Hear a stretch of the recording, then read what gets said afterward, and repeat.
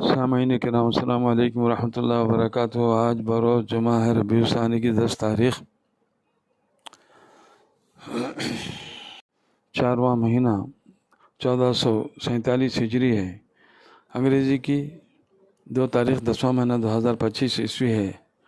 تاریخ اسلام میں کفار و مشرکین مسلمانوں پر بہت زیادہ ظلم و ستم ڈھاتے تھے اور دین حق قبول کرنے کی وجہ سے ان کے ساتھ انتہائی بے رحمانہ سلوک کرتے تھے۔ چنانچہ امیہ بن خلف اپنے غلام حضرت بلال حبشی رضی اللہ تعالیٰ عنہ کو تپتی ہوئی ریت میں یعنی بالو پر کبھی پیٹھ کے بل لٹاتا، کبھی پیٹ کے بل لٹاتا، بھاری پتھر پیٹھ پر یا پیٹ پر رکھ دیتا اور انہیں مارتے ہوئے اسلام چھوڑنے کو کہتا، مگر اس حالت میں بھی حضرت بلال رضی اللہ تعالیٰ عنہ احد احد کہتے رہے، یعنی ایک ہی خدا کو پکارتے۔ اسی طرح حضرت عمار بن یاسر رضی اللہ تعالیٰ عنہ اور ان کے والدین جب مسلمان ہوئے تو کفار انہیں بے پناہ تکلیف پہنچاتے تھے۔ جب حضور صلی اللہ علیہ وسلم ان کے پاس سے گزرتے تو ان کی حالت زار کو دیکھ کر فرماتے، یاسر کیا خاندان والو صبر کرو، تمہارا ٹھکانہ جنت ہے۔ حضرت عمار بن یاسر رضی اللہ تعالیٰ عنہ کے والد اور والدہ کو مشرکین نے تکلیف پہنچاتے ہوئے شہید کر ڈالا تھا۔ الغرض کفار نے مسلمانوں کو تکلیف پہنچانے میں کوئی کمی نہیں چھوڑی، غلاموں سے لے کر معزز لوگوں تک کو ستایا گیا، درختوں پر لٹکایا گیا، پیڑوں پر رسیاں باندھ کر گھسیٹا گیا، پیٹ اور پیٹھ پر پتھر کی تپتی ہوئی سلیں یعنی گرم گرم سلیں بھی رکھی گئیں۔ غرض ہر طرح مسلمانوں کو ظلم و ستم کا نشانہ بنایا گیا، مگر صحابہ کرام کو ایمان سے نہیں ہٹا سکے۔ صحابہ نے تمام مصیبتوں کو برداشت کر کے دین حق کو سینے سے لگائے رکھا، رضی اللہ تعالی عنہم و رضوا عنہم۔ مسلم شریف کی ایک حدیث ہے 5409، حضرت اسماء بنت ابی بکر رضی اللہ تعالی عنہا کے پاس آپ صلی اللہ علیہ وسلم کا ایک کرتا تھا۔ مدینے میں جو بھی بیمار ہوتا اس کرتے کو دھو کر بیماروں کو اس کا پانی پلاتی اور بیماروں کے بدن میں اس کو لگاتی تو اسے شفا حاصل ہوتی۔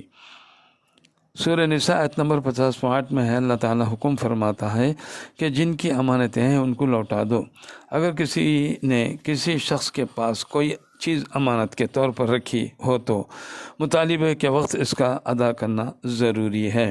ابن ماجہ کی حدیث ہے 3840 اللہ کے رسول نے فرمایا، فخر و محتاجگی اور ذلت سے اس طرح پناہ مانگا کرو، نعوذ باللہ من الفقر والقلت والذلت وان نظلم او نظلم۔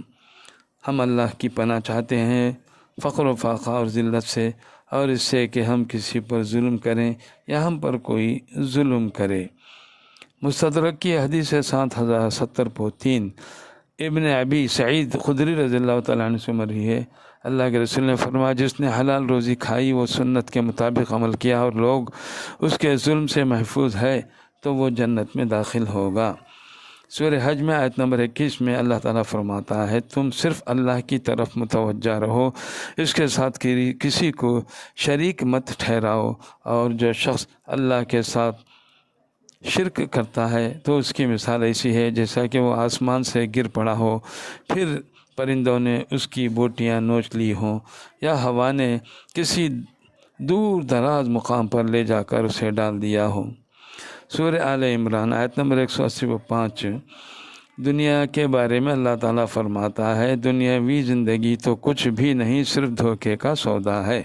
جس طرح مال کے ظاہر کو دیکھ کر خریدار پھنس جاتا ہے، اسی طرح انسان دنیا کی چمک دھمک سے دھوکہ کھا کر آخرت سے غافل ہو جاتا ہے۔ اسی لیے انسانوں کو دنیا کی چمک دھمک سے ہوشیار رہنا چاہیے۔ ابو داؤد کی ایک حدیث ہے 1040.7، ان اوس بن اوس رضی اللہ تعالیٰ عنہ فرماتے ہیں، اللہ کے رسول نے فرمایا، تمہارے دنوں میں افضل دن جمعہ کا دن ہے، اسی روز حضرت آدم علیہ السلام کو پیدا کیا گیا، اسی روز ان کا انتقال ہوا، اسی روز سور پھونکا جائے گا اور اسی دن قیامت قائم ہوگی۔ مستدرک احمد کی حدیث ہے 15,270.3، ایک شخص کو نظر لگ گئی، اللہ کے رسول نے اس کے سینے پر ہاتھ مار کر یہ دعا فرمائی، اللہم اذہب عنہ حرہا وبردہا ووصابہا، اے اللہ اس کی گرمی، اس کی ٹھنڈک، اس اور تکلیف کو دور کر دے۔ چنانچہ وہ شخص ٹھیک ہو کر کھڑا ہو گیا۔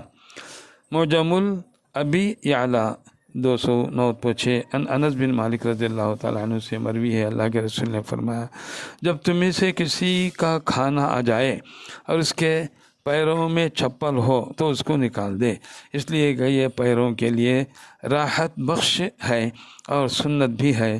خلاصہ چپل جوتے اتار کر کھانا کھانا چاہیے۔ وآخر دعوانا الحمدللہ رب العالمین، السلام علیکم ورحمۃ اللہ وبرکاتہ۔